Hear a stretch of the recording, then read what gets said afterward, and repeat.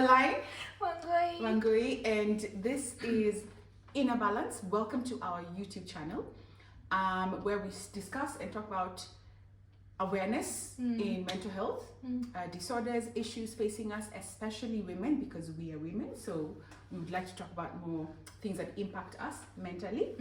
A bit of a disclaimer. Yes, please. We are students of life and students of psychology, and soon we will be Clinical psychologist certified. soon. When that happens, you will all hear about it. Yeah. But for now, we are students of psychology, and we just thought to share what we're also learning as a way to create Awareness. education, and impact. So today, we are talking about anxiety, and specifically anxiety that that new moms face, and or stay-at-home moms. Yes. They're in the same group, yeah? Yeah. Same group. In a different session, or rather The last episode, we defined anxiety, so we won't go into that. We'll just dig right into what anxiety looks like For a new mom. Yeah, so let's say you're a new mom, you're home, you have a baby, and now that season of you taking care of the baby. What does that look like? We're both moms, so I think we faced some of these anxiety issues. That is true. That is true. And we thought, okay, why not share some of the experiences? So, what are some of the things that happens to new moms, or rather, how will anxiety show itself? What do you think, Koi? The first one and the most important is the constant worry if your baby is breathing. So now you just keep. Is it breathing? It's breathing. And you know, for new babies, it's very hard to know. You have to really be close. You're like, Yeah. I can't see, the nostrils are not moving. So that excessive worrying. Okay, and a normal amount of worrying is okay. I think it's normal. But then when it becomes excessive, where it takes over your life. or you can't, oh my God, is my kid breathing? You can't even, right? That's not good. And I feel like that's connected to, I don't know if this happened to you when you had a baby. You would go to try and shower, and you can still hear your baby Let me crying. tell you, don't even shout 100% shout. You know, you even come out with so You're afraid. so You're like, my baby is crying. Your baby is not crying. the baby is fine. Yeah, well, she The poor baby is mom. asleep. The baby is asleep. Okay, so that's one. There's the excessive worry about the baby, and then there's also the hyper awareness. Exactly. Hyper awareness happens when you're constantly checking on the baby. Not so much if they're breathing, but you know, are they hungry? Do they need something? Are they okay? So you're forever just focusing on this little baby. Even after you fed them, you've changed them, they're okay. But you're constantly just that hyper awareness makes you not relax, not be able it's to true. do any other thing. Yeah. So that's another one. Plus, there's no manual. You know, There's this no baby manual. does not come until if they cry, they're hungry. There's no. Some there's moms literally swear by actually the different types of like cries mean different things. lies because Yeah, babies so- are different. No, Yeah. those are from the books. Those I don't know.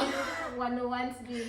Yeah, how to take care of a baby. Yeah. Babies, new mommy manual for dummies. No, it's different. No? Even with your 2 kids, it's Yeah. different.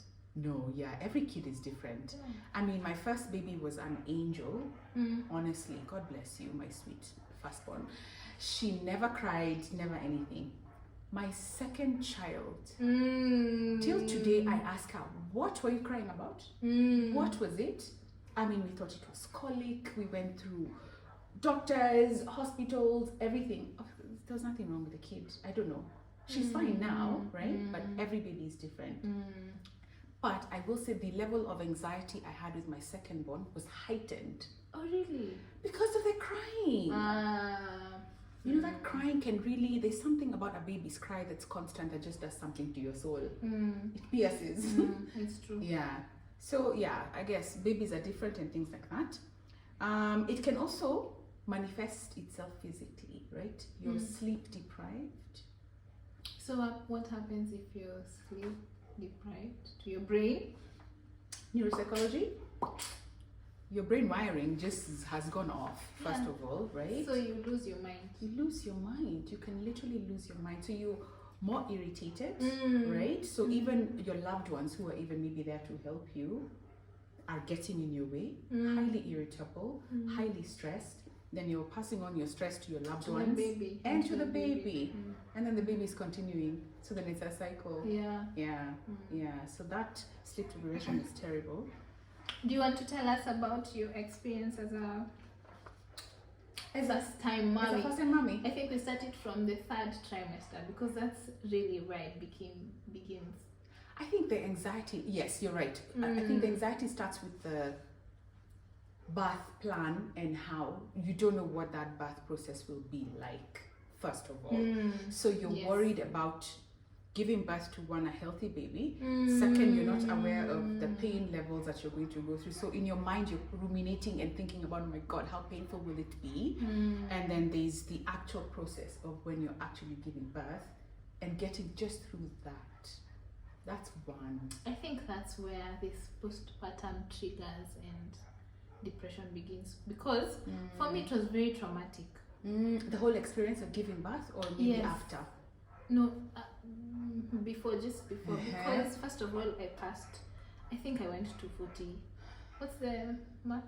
Weeks, like 40 weeks? What's the max? 36? Well, at 36 you can give birth to a normal baby. I think I either went to 40 or 42 weeks. Okay, wow.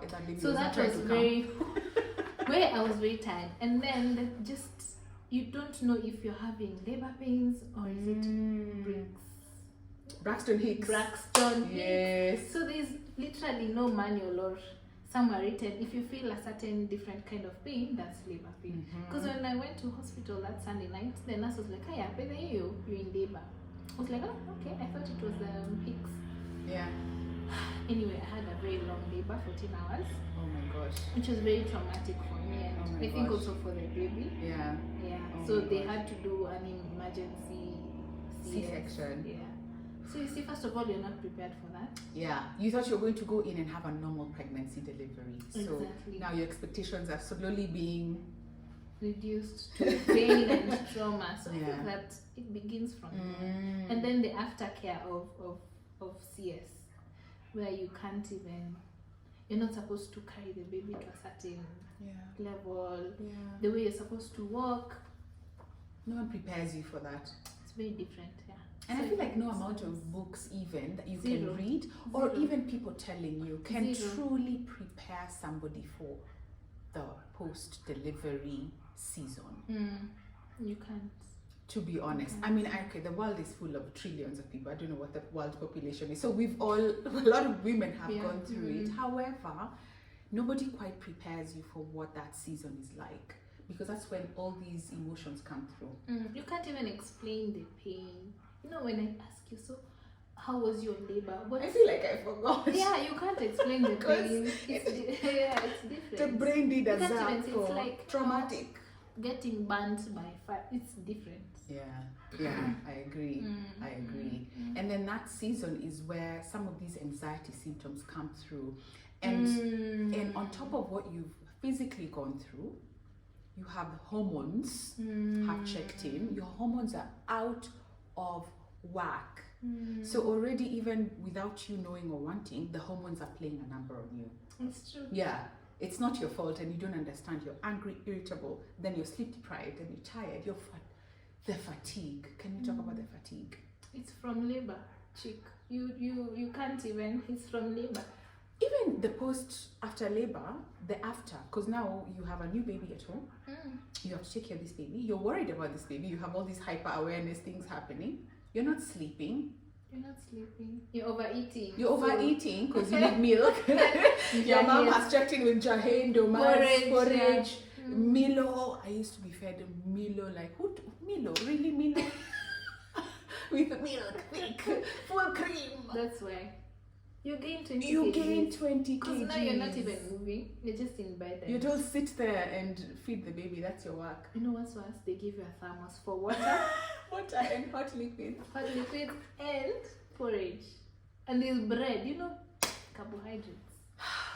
And let's also talk about how when you gain the weight after you have a baby, you know, when you're pregnant, you feel like it's fine to eat because you're eating for two. You're not really, but that's the. It's true. Now, Yeah. after, I feel like I gained all my pregnancy weight after. Oh, really? My most weight was that period of mamilos and jahe and rubbish. And the feelings of how you look start creeping in also. Now, yeah, your boobs are just and they're hard. You can see the veins because full of milk. Yeah. Your bra doesn't fit. Yeah. No, you have to wear that oversized ungani, sijui semen, segenge, those t-shirts because it's the most comfortable t-shirt and soft and the biggest you can find in the closet. Yeah, and I think that works a number on your self-esteem. Why lie? Let's be real. Like, you look like a different person. You're a different person. You're like, oh, where did this? Who is this? Excuse me, you pass by the mirror, like, who this? You know, like that period of where you're feeling your self-esteem is also low is such a vulnerable period where you need so much like love, support, and care. And if you don't have that in your immediate environment, you sink. Man, you can sink. Me, I was like, what are these stretch marks? Gosh. Kwanza boobs. I think I moved 3 sizes now. I used to be an A cup, now I'm wearing B. Like, what is that? And then stretch marks. Yeah. And then now. Man, your body just changing. Your body is different and it's forever different. I mean, yeah, you can always work yourself back to health. And I think the conversation there is enough with the pressure to go back to normal so quickly, so soon. The snapbacks. Yeah. It's unrealistic. It is. Yeah, and also finding a way to embrace your new body. Your new you now. Yeah, your body has literally pushed out a 3-4 kg baby out. You're feeding this new life. It's a precious and wonderful thing. Yeah, so beyond feeling, oh my God, my body has changed, and try to fight those negative emotions is important. Because your body is amazing. It just produced a whole human. I think also the stress comes from the men.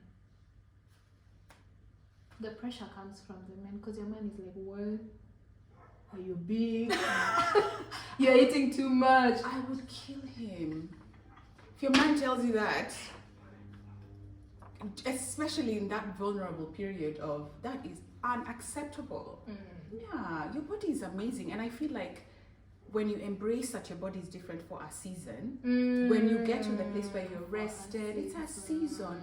You're rested, your baby has grown a little bit, then go run a marathon and work out. You can still work out a little bit in this too, and just give yourself grace. Very important. Yeah, give yourself grace and always give yourself permission to be in this new body that you have. Embrace it. Yeah, it's wonderful. Really, who cares? I think for me, because I was very young, I was 22. Yeah. So for me it was, and my doctor was amazing. So she did a number of things so that I could get back quickly. Yeah. We must talk about those things in another episode. But for me it was, I needed to get back. You felt the at pressure. That age, yeah. Yeah, because you're young. And all your friends look a certain way. In your early 20s, they're all tiny or whatever. I can't imagine that kind of pressure. I wonder if I had that kind of... I know I had that pressure for myself because my body changed. For the first one or the second one? My first one. By the time I got the second one, I was like, look, it is what it is. I just gave birth to a second baby. I'm amazing. But that I think comes also with maturity. True. And 100%. and growth. And you have to go through all these negative emotions. And at the end of the day, healthy baby, you're healthy. You might be a little bit heavier. But in the grand scheme of things, it's okay. Yeah, it's okay. You're going through a season. It's okay. It's okay. Yeah. And I feel like these are the things that now bring in the anxiety levels and make you feel all these sort of things. Pressure to be perfect, like you said. The perfectionism spirit, which is a killer of all joy. Yeah, nobody's perfect. Because then you won't enjoy that season. Correct. You won't enjoy it. Yeah, correct. Yeah. Okay, and what else do we have? Oh, there's the mood. I think we talked about the irritability and things like that. And the social isolation. That one is big for new moms. Because I think all of us, it's almost like, even if you're surrounded by loved ones, it's a thing that only you experience. 100%. So it's a loneliness of nobody else understands what you're going through at that moment and in that season. Because even if you talk to your friends, I'm like, "Oh, you okay? Don't worry," or some surface level advice. Meanwhile, they leave your house and go and have. They leave. Yeah. They leave you there with your mugs and jugs of hot water and things, and you're crying baby, and so they almost truly they understand, but they can't be you. That's true. So you end up feeling a bit lonely, isolated. Your And friends also, don't understand you. Your And- stories have changed. Sorry, yeah. And your friend's life, social media has really exacerbated things. Now you see them partying, Yeah, you're feeling left out. they've not invited you because You're a new mom. Hello. Yeah, it's a really tough period, ladies, I think, and we've been through it. And I think the message is it's okay. and it's a season. Trust me, It's a season. It's a It season shall pass. which you will never get back. Yeah. It can never. It has passed. It has passed. Yeah. Yeah. So you might as well enjoy the season. Please Enjoy do, the being please do, fed. Please. Enjoy please do. the Yeah. not going to work. Enjoy the sitting on the couch looking over your beautiful baby. Enjoy those moments and try to sleep when the baby sleeps. Sleep. I never used to understand that till now. And that's when I want to catch up on life, movies. That's when I'm texting back WhatsApps. Sleep, catching up. Which one? Because at the end of the day, if you're tired, I think I remember, especially with my second one, that child, she showed me things. I think there's a point at which I was so sleep deprived, and that sleep is so bad. Have you ever had like these, like in the States, they have rubber strips on the side of the road. If you're driving and you feel sleepy, your car will like rub against the rubber strips and you wake up. Because that sleep, I don't know, sleep is such a drug. It just comes and just tells you, just close your eyes. It's okay, you're on a highway, just close your eyes. No. That's how powerful sleep is. So if you don't sleep when you're with your baby, it'll come at the worst time when you're supposed to be handling them, or you're sitting on the couch or something, and that sleep is just saying, just close your eyes. Shortly you drop the baby or worse. That's very true. So it is Sleep important. is very important. It is important. And also delegate. Can you talk about delegation, please? Ask for help. It's okay. It doesn't mean you're weak. It doesn't mean anything. It just means you're prioritizing your mental well-being. Correct. Give the nanny the baby so that you take a 20-minute shower. Yes, please. And an hour nap, please. An hour. And it's okay also for the baby to have milk in a bottle. And I know people have different, it's a whole other conversation. Mothering is different, and there's no, like you said, there's no rule book, guidebook. You mother how maybe you were mothered or how you. So it's okay to have different ways of doing things, but delegate. Give that nanny the baby. It's okay. It's okay. Give your sister, your mother, whoever. Yeah, get help. It's okay to give, to bottle feed. It's okay to, if you don't have milk, it's okay to I don't have milk. it's okay to buy formula. It's okay. Yeah. Happy baby, happy life. Hey, for real. Full baby. Full baby. And the baby doesn't know the difference. I mean, my first child was strictly bottle fed. I did not have milk. I mean, it is what it is. There's Frisian cows and there's Borana cows that are for beef. Maybe I'm a beef cow. Maybe I'm for meat and not dairy. It is what it true. is. It is. Yeah. So my first one was bottle fed from the hospital. The second one I had a bit of milk but not enough. So it was supplementing both. Yeah. Which is okay. And actually till today my first one is healthier. Less hospital visits. That longitudinal study I have done. We should do it. I have done it. No, like now with numbers. Now with numbers. So really, guys, okay, but to each his own. And so the message is anxiety happens, and if you have all these symptoms, you probably have some level of anxiety in that period. But it is okay. Ask for help. Ask for help. And also, how do we say, society, that word? Which like one? The F word, but because this you need to prioritize your well-being and your family's well-being without having the society's pressure and just the pressure of, especially for if you don't have milk.